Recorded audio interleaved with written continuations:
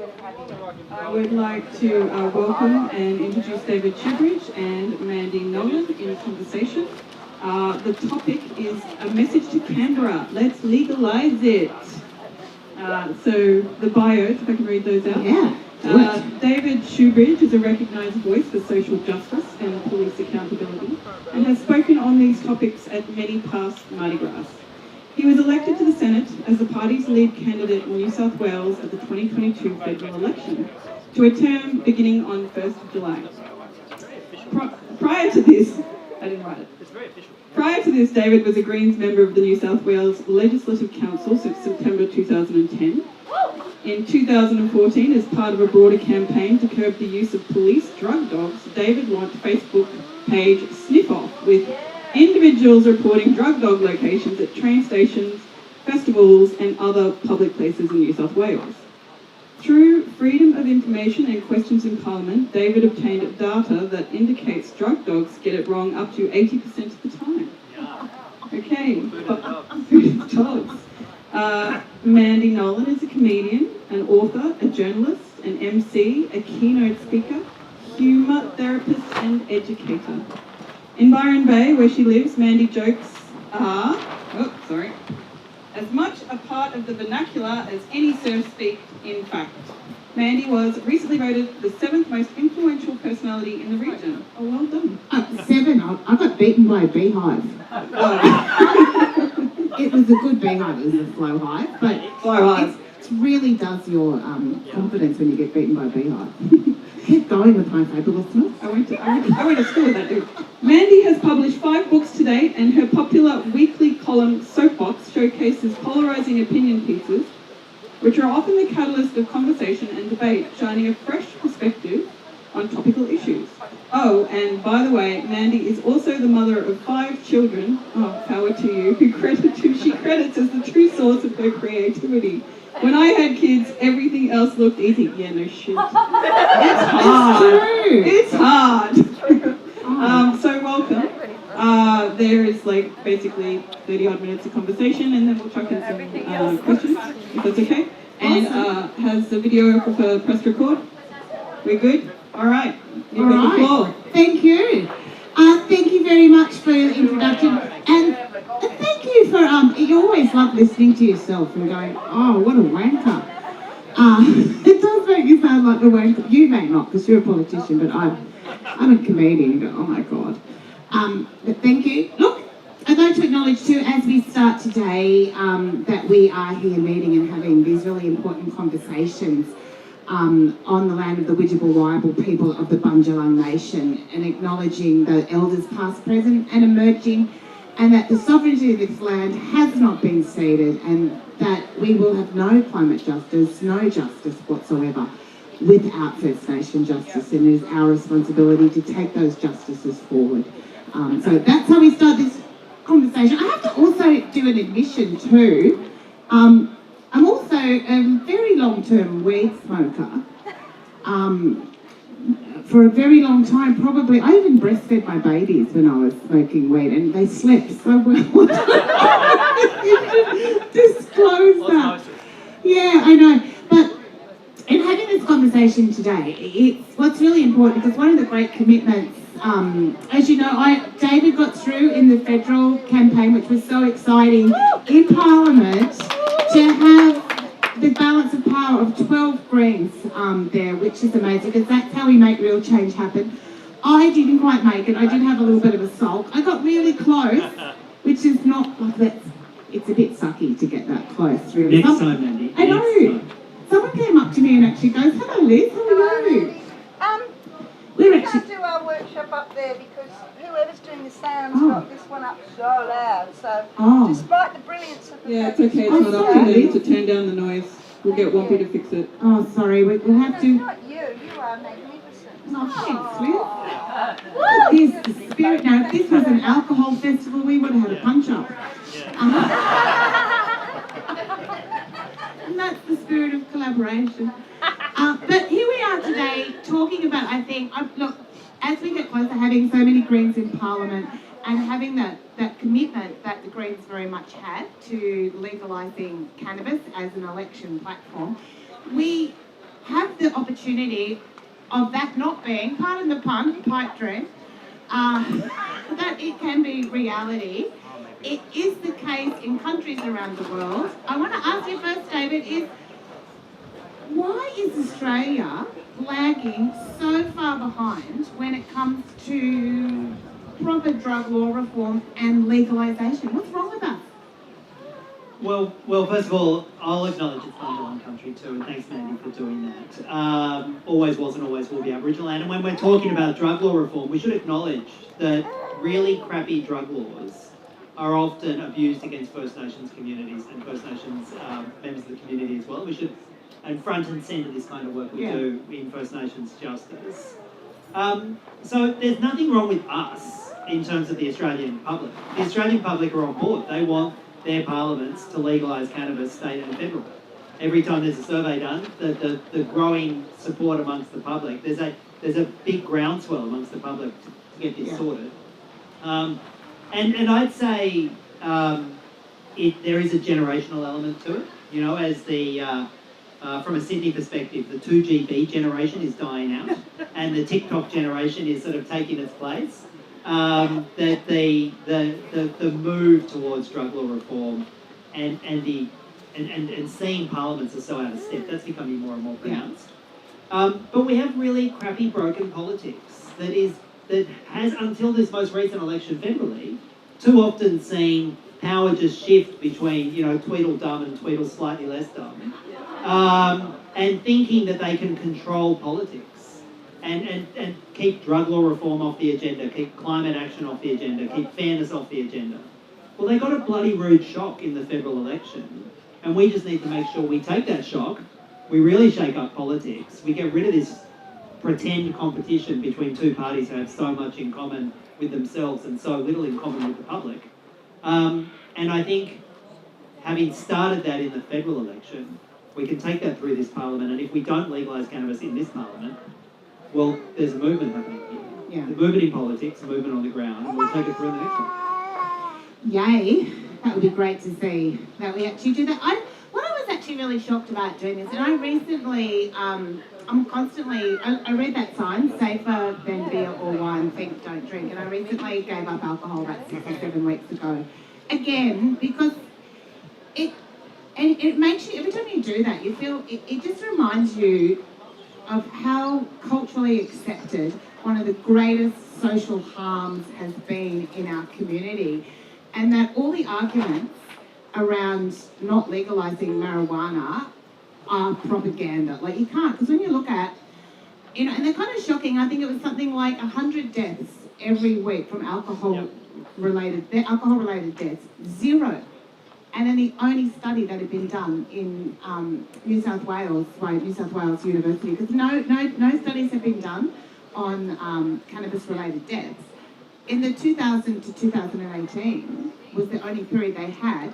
There was 0 from marijuana toxicity alone, just 0. So with the $14 billion a year of harm caused, that's alcohol-related harm, that's what costs our community. What do you think? Why do you think there's still that resistance at a government level when you talk about when the cost of harm and you look at the impacts of deaths and hospitalisation, why isn't that getting cut through? Like, why isn't that being elevated as part of the conversation in a way it should be, loudly? Well, I think there's a couple of, it's complicated. One of the reasons, sorry, Mandy. One of the reasons is the alcohol industry is a massive industry with billions and billions of dollars in revenue. And they use a chunk of that revenue to donate to political parties. They use another chunk of that revenue to pay for political consultants and government relations advisors to literally go and crawl the halls of state and federal parliaments.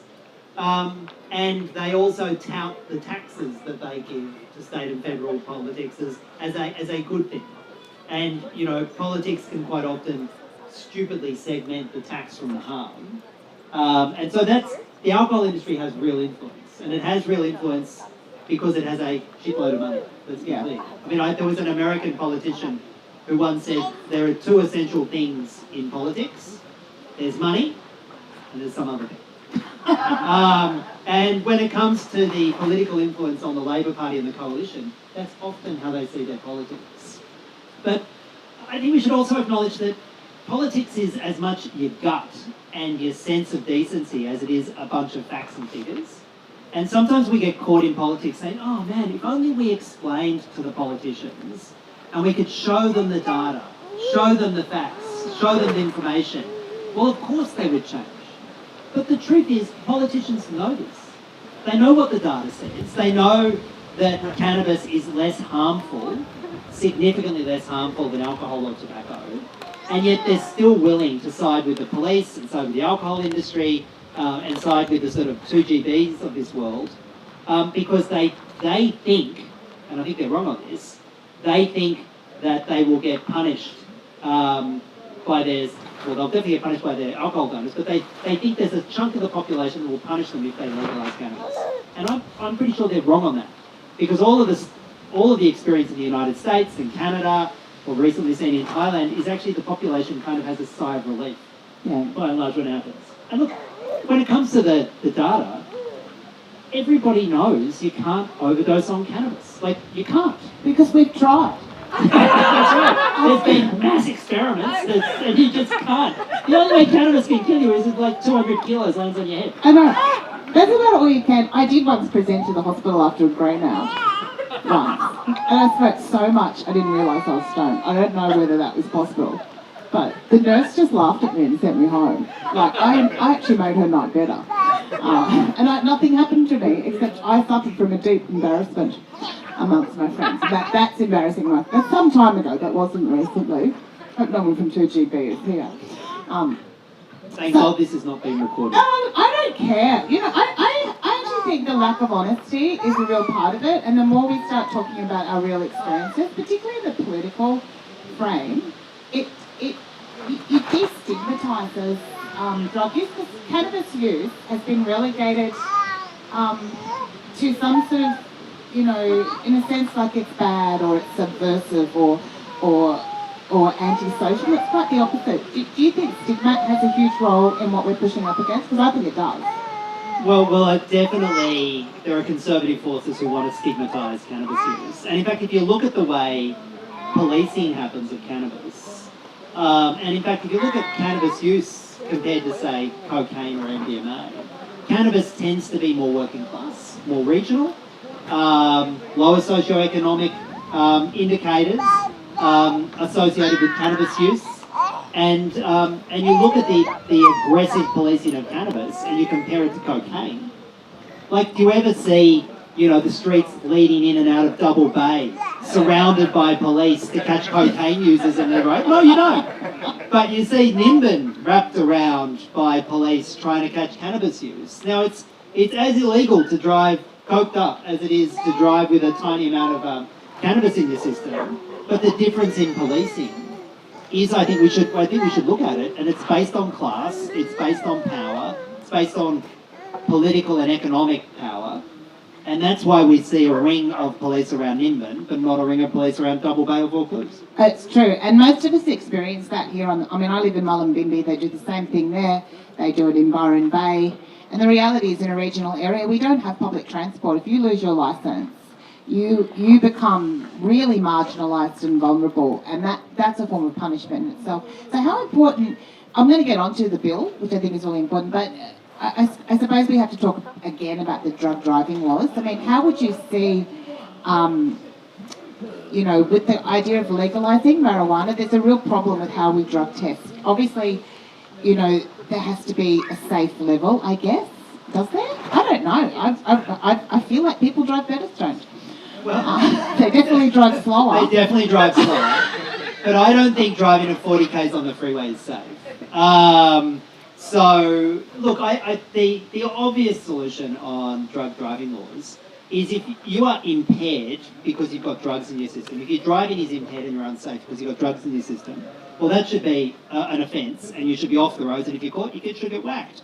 And that should apply if you're impacted by legal or illegal drugs. Because I don't know about you, I don't care if the person driving towards me is impaired by a legal or illegal drug. If they're impaired and can't control the vehicle, I want them off the roads.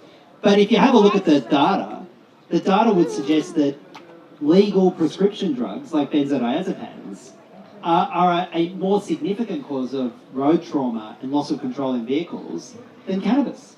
Yet we literally all around Nimbin at the moment, the police are pulling people over, testing them for cannabis, and if they fail the oral test, everyone's doing their secondary test on that Drager machine. And the police have actually turned off the settings on that second machine. Turned it off so it does not test for benzodiazepines. It could, but they choose not to. And the reason is the pharmaceutical industry is really politically powerful and would shit a brick if the police were going to be testing for benzodiazepines. Yet, I come back to this point, I don't care if the drug is legal or illegal. If it's impairing your driving, get off the road. But we have this bizarre situation where if you smoke a joint a week ago, you can lose your licence. No impairment, no question of impairment. But if you zonked your eyeballs on benzodiazepines, we'll just leave you through. That's nuts. While we're talking about the impairment and on that testing, do you know if they have a more accurate form of testing? Because to be tested and to show impairment when you smoked a joint a week ago is not accurate. So, you know, if we move forward towards legalising, you know, are they going to update the mechanisms by which they determine if we have cannabis in our system while we're driving that is active and impairing us, and not from? Let's say if you're still impaired from a week ago, that was one hell of a plant. That's organic. I'm looking for that plant. The rationale the police and state governments use for having a zero tolerance on cannabis is they say, well, it's illegal anyhow, so who cares if you had it a week ago? They're still happy to whack you. And the rationale being, you consumed an illegal drug, therefore you're a criminal, therefore, you know, you should not avoid the consequences. And of course, that is using a road safety campaign, an alleged road safety campaign, to be part of the shitty never-ending war on drugs, and we should call it out. But that's the rationale. Because it's illegal, they can take a zero-tolerance approach. As soon as we make it legal, that whole underpinning for the cooked roadside drug testing laws just falls away. And then we'll have to go to an impairment model. How we do that is really interesting. Like, different people have different theories. Some people say that you should do a test of your reactions on the roadside. Basically do a little sort of maybe an online driving test or walk the line. Other people suggest that there are levels of THC in your blood that they could test, which would indicate, like we do with alcohol, an impairment level. I kind of think the second one might be the most rational one because we're very familiar with it. Someone suggested a try of Tim Tams. Yeah, and if you resist, you can drive on. Yeah. If you can't not take it, like, you might need to get out of the car. Yeah, but then you've got police corruption, right? And the Tim Tams could just kick off. Oh, that's true. Yeah, you've got to think about that. So now, David, more seriously, let's talk about the bill that you're going to be drafting. What is the process? Tell me, this is the first time at a Commonwealth level that a bill for legalising cannabis has happened. Do you want to talk us through a little bit about the process and what how it's going to happen? Because it is quite a process to get this back to Parliament. You'll have it done by Wednesday. Will you? It's all sorted. So a bill is like a baby law. So people know what a bill is. Before, when a proposed law is introduced into Parliament, and before it's gone through both houses and become a law, it's called a bill. So you introduce a bill, and then if you get the numbers in both houses of Parliament, you get the stamp from the Governor-General, then it becomes a law. So we are looking to introduce a bill to legalise cannabis. We're hoping to get that process kicked off when Parliament returns. It's had a kind of weird break because somebody died, but when it comes back after that break, we are going to kick. We want to kick the first stage off, give notice of the bill, and that would be a law passed in the federal parliament if we get it through that would legalise cannabis in every state and territory across the country, which we think would be pretty exciting. It's really exciting. Yay. You should clap for that because that is the way forward. It's so exciting. Who's on board? Like, who do you know out of this recent parliament? Because we do have independents that have stepped up. Do we know the Jackie Lambys and the Pococks? Do you know where they sit on this, or are they just quietly? Well, keeping it to themselves? Well, we haven't officially tested the numbers, but we do know that in that series of independents, there are some that do support and some that don't, probably at the moment don't support, but probably can be persuaded to support. We now have 12 Green senators. That's where I am in the Senate, the Balanced Power in the Senate. Yeah. They all better bloody be on board, and they are. Our party is on board, and our members keep us honest. So thanks for coming here today, guys. So we've got the 12 Green senators upstairs, 4 Greens downstairs in the House of Reps, 3 of them just across the border in Queensland, which was a nice result. Next time, we want an extra one in Richmond. Okay, that would be nice too. Let's get that, Mandy. That'd be great, thanks. Yeah. They took Nimbin, I have to just say, out of the Richmond electorate, which I felt really robbed by. It wasn't straight away. I know it belongs into Page, but I would have loved to have Nimbin. You could. I know we all want Nimbin. All right, back, sorry. Yeah, and Kashmir, thanks so much for running for us in the federal election here. Thank you, in Page. Lovely to see you here again. I forgot what the question was. I don't know. I think it's about who supports in Parliament. So there are.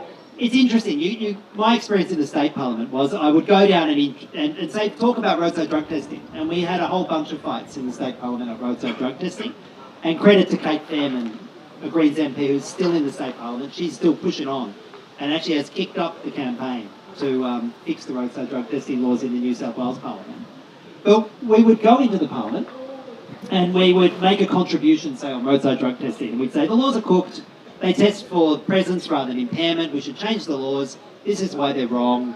And then you'd get a bunch of Liberal and Labor MPs who'd stand up and say, this is typical of the Greens, they just want drugs, David's probably stoned while he's making this contribution. And, anger, shame.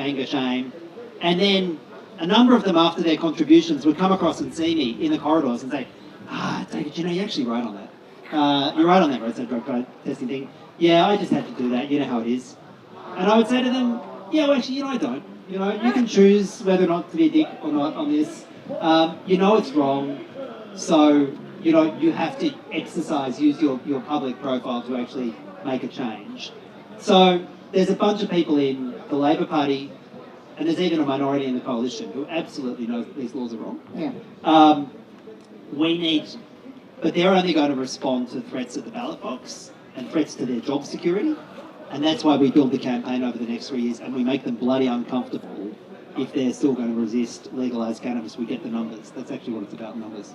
It's true. And legalised cannabis also got a strong increase in their vote in the last election as well. So, surely they'll see that across. I hope so. Yeah, you'd hope so. And the legalised cannabis campaign in Queensland, credit to them for doing it, but they just basically, signed the form, got 10 grand, signed the form in the back of a combi and put the name on the ballot, and they got 5 to 6% of the vote. So that's a good indication, and it's one of the things we're using in this campaign to legalise cannabis. We're saying clearly, unambiguously, that there's strong community support for legalising cannabis. The Greens have been absolutely clear on this now for 2 decades. We will bring laws and continue to bring proposals to Parliament to legalise cannabis until we get it to happen. Can I ask us slightly? One of the questions is, what's the risk? What's the risk if we elevate the conversation, get a bill up if we're not quite ready? Does that deflate them? Does that impact on the movement in a way? Is there a risk in pushing forward? Well, the only risk is we keep the status quo, which is crap. Yeah. I'm a strong believer in this kind of politics. If you don't fight, you lose. Yeah. So if we don't have the fight, we will definitely lose because we're stuck with the status quo. And one of the reasons I'm excited about taking it federally is my experience at a state level is the police at a state level have so much more power over their elected state representatives. Like the New South Wales Police is a monster of an organisation. It's a big part of the New South Wales budget.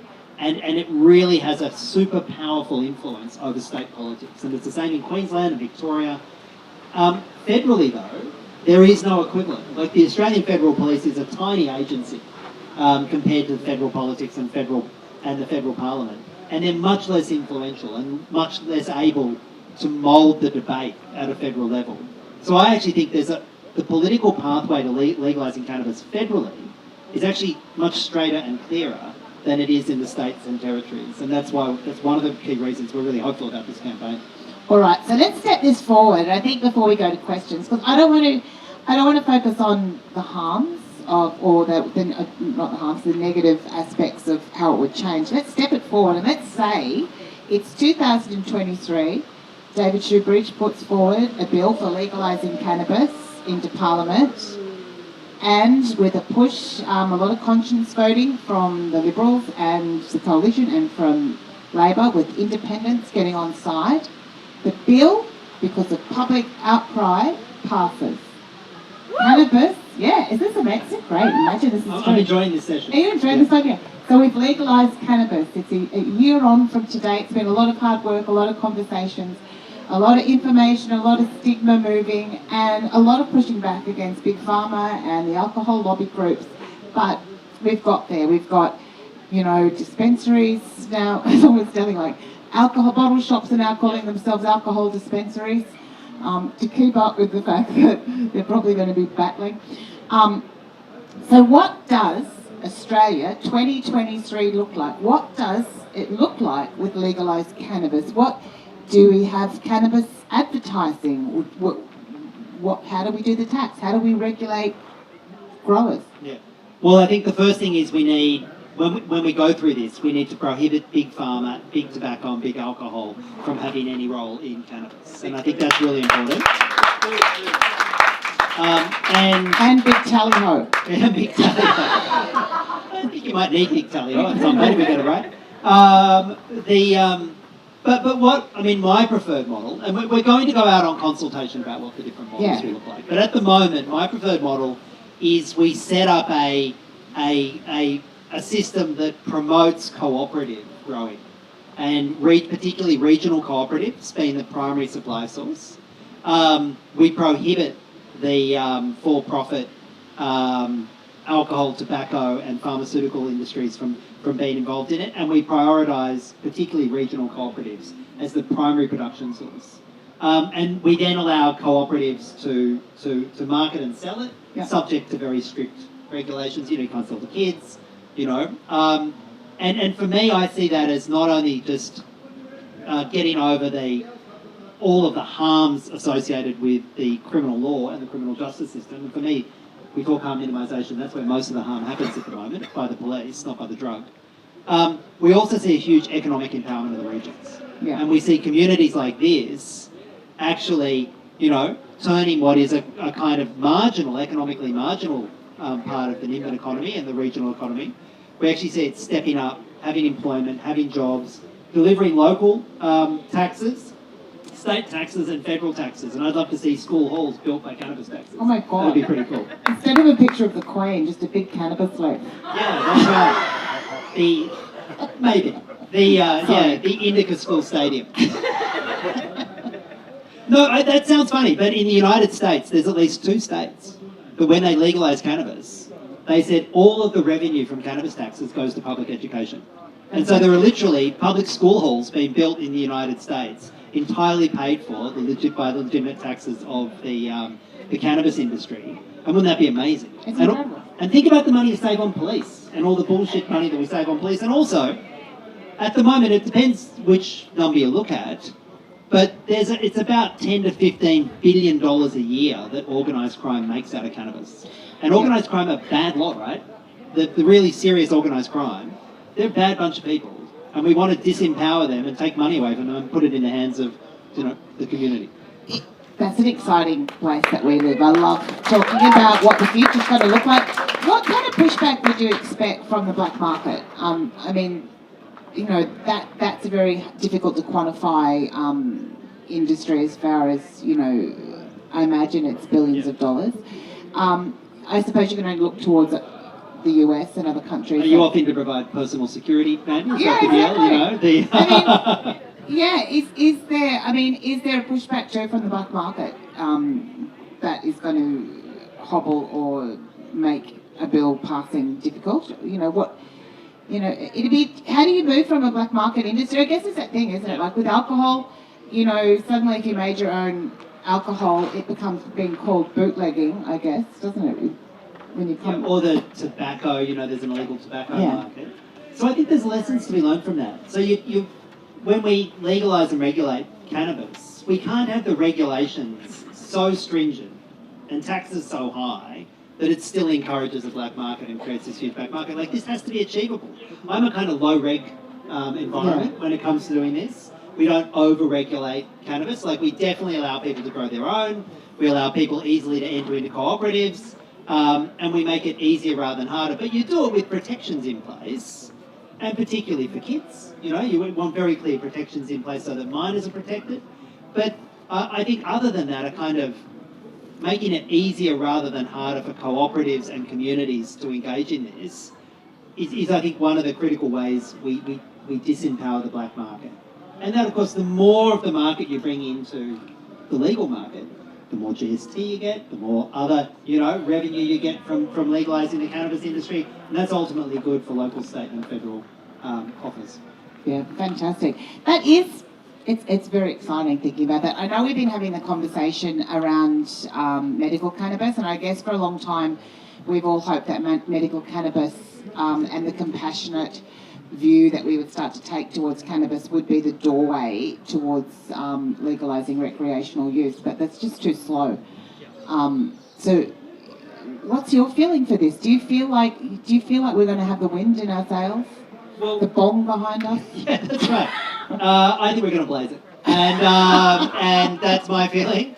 The time you look at what's happening internationally, there's going to be a bunch of Australians going to Thailand for a holiday and then coming back and saying, what the fuck is wrong with Sydney, Brisbane and Nimbin? Yeah. Maybe not Nimbin, but Sydney and Brisbane, when they go and have their holiday in Thailand and then come back.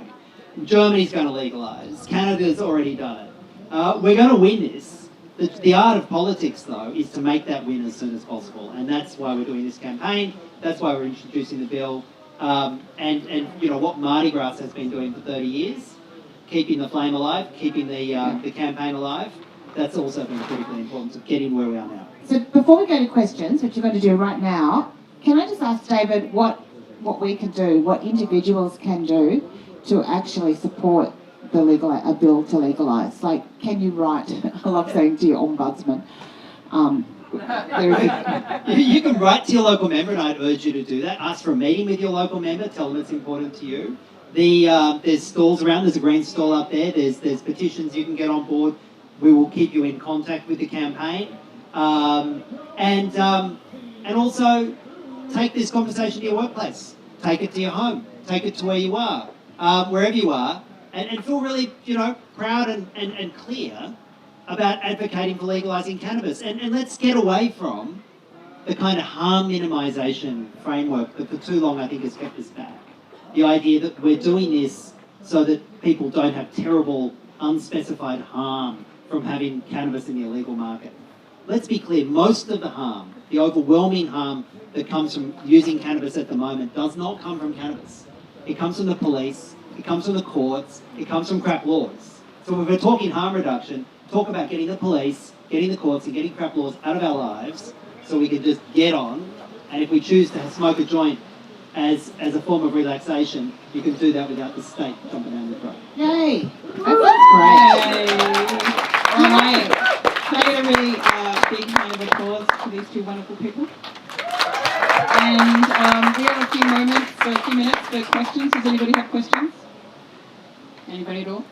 Beulah? Any question? Beulah? I was imagining how good it would be. Imagine if the police then, it's a great trauma, like the trauma of being a police would be very well remedied by them smoking marijuana as well. It's a circular economy. I felt slightly guilty that we didn't legalise cannabis before all those lockdowns, because they would have been a lot more chill. Oh. Don't you reckon? So I apologise for that. We were too slow. Yeah, they're going, can we just go for another month? If there's no questions, I'll just let these guys riff for 5 minutes. Oh, we will riff for ages. No one else wants to know anything else? Yeah, good question. Yeah. Question is growing your own part of the New Year laws? Absolutely. And there are two ways you do that. One is you can grow up to 6 plants yourself, provided you're over 18 and socially responsible. You grow up to 6 yourself, 6 in a household. But then also the model we're looking at would also allow you to be part of buy into a cooperative. So you could be, get shares, if you like, in a cooperative, and then get a fair share of the production from the cooperative as well. Because not everybody has a balcony big enough for 6 plants. Fantastic. During the pandemic, in the States, the medical weed industry was considered as an essential service, and there was lines like down the street. Why didn't we follow that kind of mentality here? Well, I've already apologised for not legalising cannabis before the lockdown. And I thought that was a really good indication of just how rapidly the public mood has changed in the United States. Yeah. Because literally, if you didn't hear it, the medicinal cannabis and the cannabis industry was seen as an essential industry during the lockdown in the United States. And it so rapidly had gained that level of public support and public sentiment. And I think there might have been small local revolutions had they not done that in the United States. But it's a good indication of just how rapidly things can change. Because if you go back 10 years ago in the United States, there would have been, teams of federal and state police arresting everybody. And instead you had state parliaments in the United States acknowledging that cannabis was an essential industry. And that happened in a decade. Right. So we can do this. Great, over here.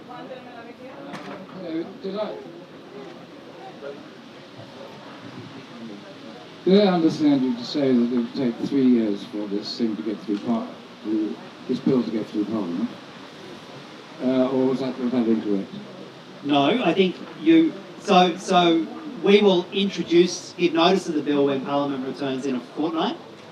Not next week, but the week after. We will then go through a process of consulting on the bill and drafting the bill, putting the particulars together over the next few months. Right. Takes us into next year.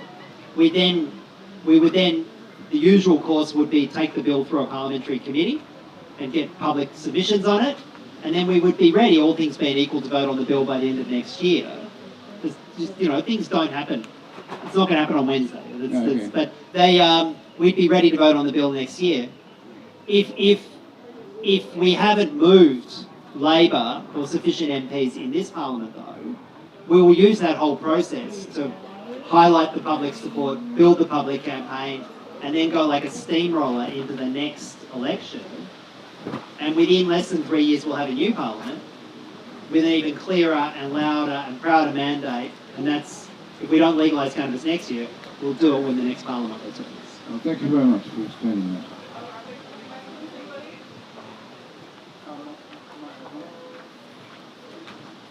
Hey, I really appreciate your sentence around community production and cooperatives.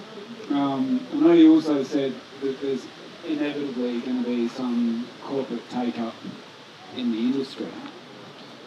Do you see much pushback from them towards trying to take a greater share of the market, so to speak, the suppression of community production? Yeah, look, I think this is one of the things we want to consult with on the sort of the shape of the bill, because I think I said earlier, I have a kind of, let's regulate to ensure that we don't have harm. So you want legal production, you want that to be transparent, you want to make sure kids are protected, we have those laws in place.